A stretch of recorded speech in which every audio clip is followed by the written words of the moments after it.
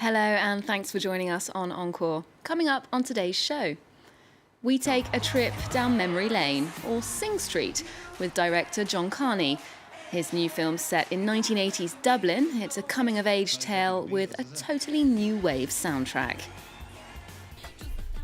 Sunita is the subject of a new documentary. The Afghan refugee living in Tehran tells us about her passion for rap music. And painting a melancholy portrait of America, a new exhibition here in Paris is showcasing the artwork born of an age of anxiety. American painting in the 1930s puts the Great Depression in the picture.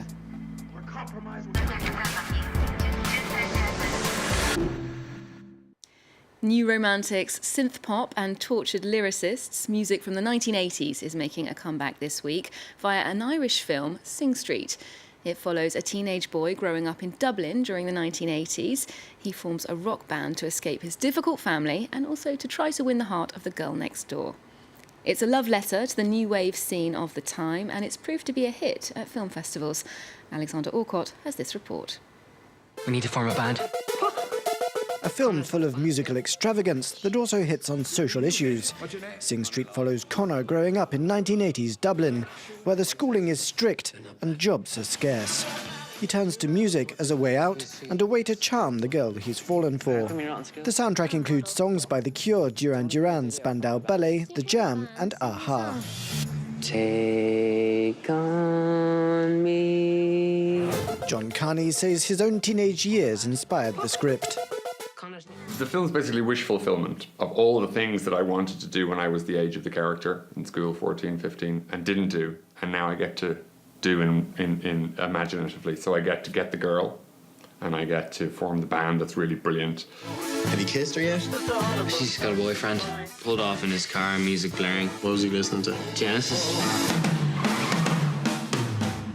No woman can truly love a man who listens to Phil Collins.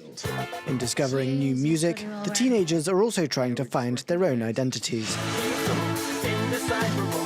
He finds refuge in music, and that's what the film's all about. And that's what drives him. And love with Rafina. That's another thing that he finds refuge in. And it changes throughout the film as well.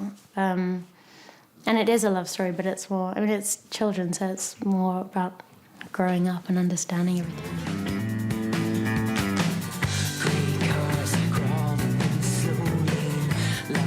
A nostalgia-filled love story that might introduce a new generation to the quirky world of 80s new wave.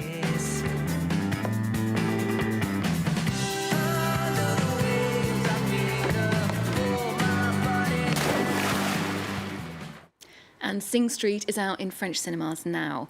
Another new release focusing on a fearless young woman named Sonita. This documentary provides an insight into the life of an Afghan refugee living in Iran and her struggle to escape a forced marriage as a young girl. The film also shines a light on Sonita's passion, which is rap music. Belle Lupton has more.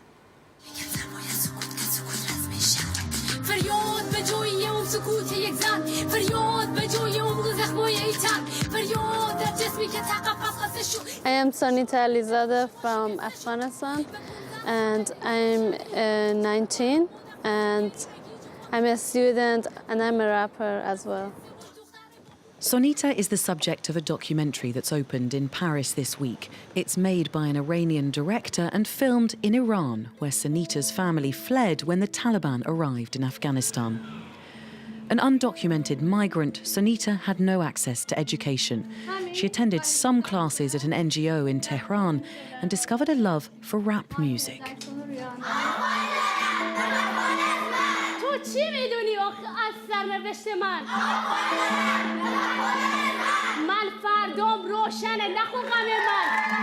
The film follows Sonita's quest to escape the marriage planned for her by her parents. I'm rapper. I am a rapper. And to become a rap artist. I was almost a child bride, and it happened to me 2 times. The first time I was 10 years old, and I thought it was a childish game. But then when I was 16 or 17, when that happened, I was really afraid of living my dreams. It was at this point that Sunita's documentary maker crossed the line from observer to friend, paying off Sunita's mother with $2,000 to keep the teenager in Iran. Singing solo as a female is illegal in Iran without special permission from the government, so Sunita recorded her first tracks in secret. She raps about the war in Afghanistan, about being a refugee and a child worker, and especially about being female.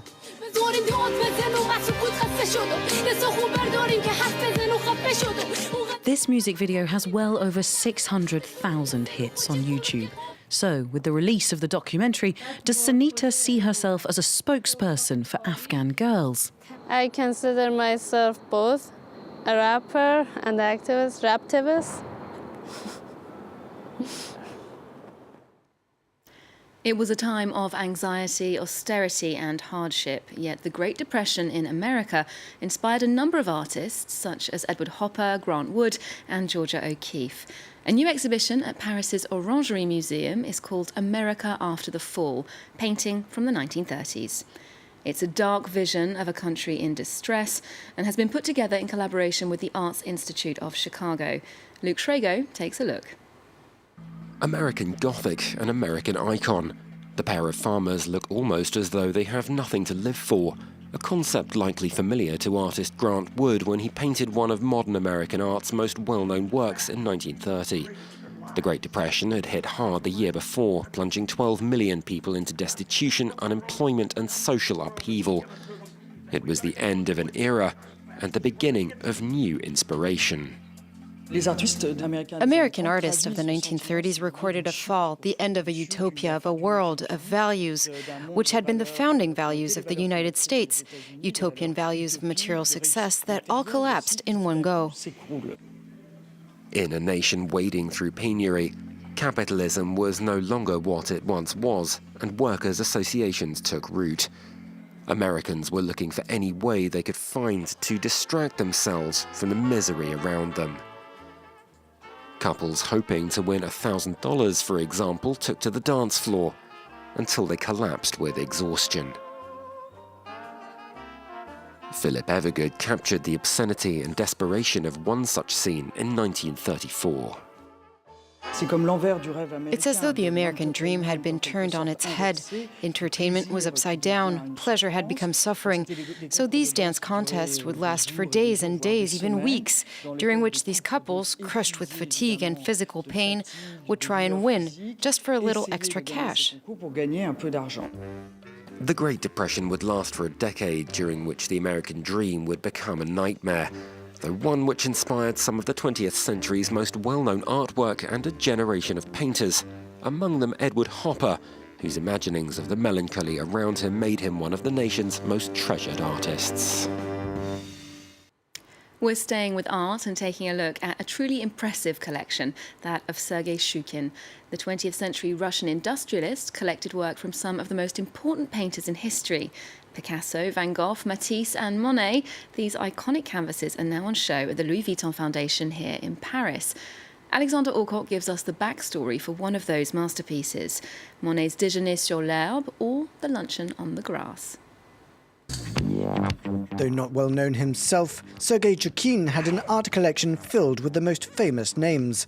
The Russian textiles millionaire fled for Paris to escape the 1917 revolution and amassed paintings from the likes of Matisse, Picasso, Gauguin, and this work by Claude Monet. The French impressionist painted Le Déjeuner sur l'herbe, or Luncheon on the Grass, as an homage and a challenge to another well-known painting of the same name. In 1862, Edouard Manet caused a scandal, painting a scene including a nude woman alongside two well-dressed men. 4 years later, Monet wanted to surprise the public with the same theme, but with a new style that broke all the rules. Breaking away from established artistic traditions, he showed people lounging around, leaning casually against a tree. And there's even graffiti carved into the trunk. We're confronted with a real scene. And in 1866, art still followed strict rules where everything had to be posed in the studio. Very artificial. This artwork is the beginning of the Impressionist revolution.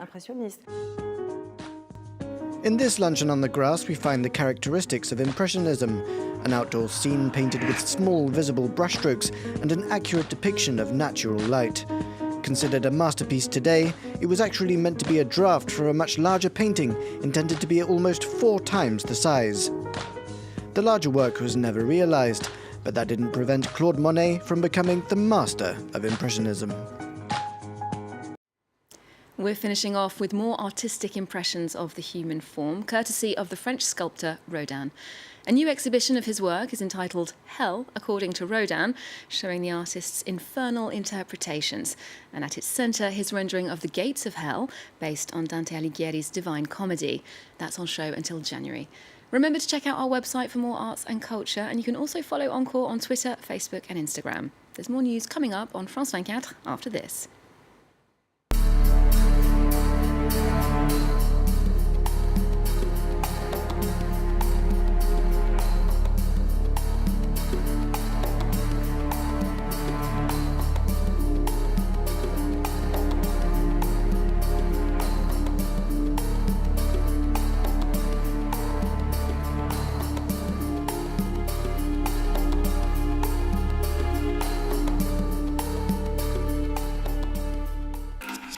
Special event.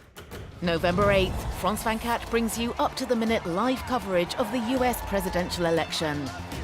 Will Hillary Clinton be the first woman president, or will Donald Trump close the gap? Follow the results with our teams on the ground and get the analysis from our experts and guests. November 8th, starting at 6 p.m. Paris time and all night long, France 24 brings you live the US election results.